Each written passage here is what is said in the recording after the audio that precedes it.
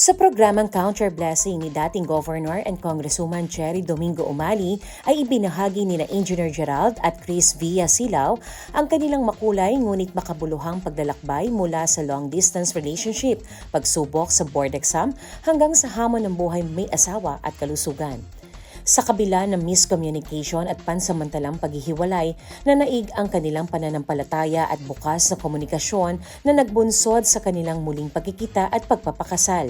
Ibinahagi nila na hindi naging madali ang unang taon ng pagsasama dahil sa mga adjustment at pagkakaiba ng ugali, ngunit natutunan nilang manaig ang pasensya at bigayan. Dumating din ang pagsubok ng magkaroon ng problema sa kalusugan ang asawa, subalit hindi sila nawala ng pag-asa at patuloy na kumapit sa panalangin. Ayon sa kanila, naging malinaw ang direksyon ng kanilang pamilya nang mas pag-ibayuhin nila ang kanilang paglilingkod sa simbahan at paglalagay sa Diyos sa sentro ng kanilang relasyon.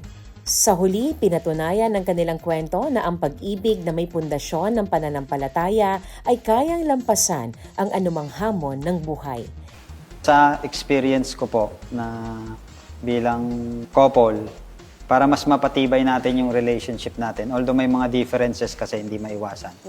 Lagi lang tayong mag-pray, basa ng Bible.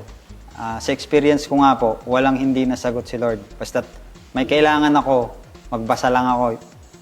In due time, in right time, hindi po late, hindi advance. Hindi lang basa, i-apply mo lang sa buhay mo. Sarili mo, sa workplace, and sa family mo.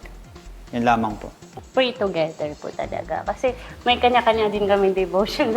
Hindi na niya ako ginigising minsan pag nagpe-pray siya kasi pagod ako sa pag-aalaga ng mga bata. At ako din minsan, nagpe-pray madaling araw po kasi yung devotion ko. So basta pag kami po talaga dalawa, sabay na nag-pray na nag-unite kami, really the presence of the Lord. Every day po talaga, nagpe-pray po kami. Every day namin, sinasama namin yung anak. And then, know that the power really is.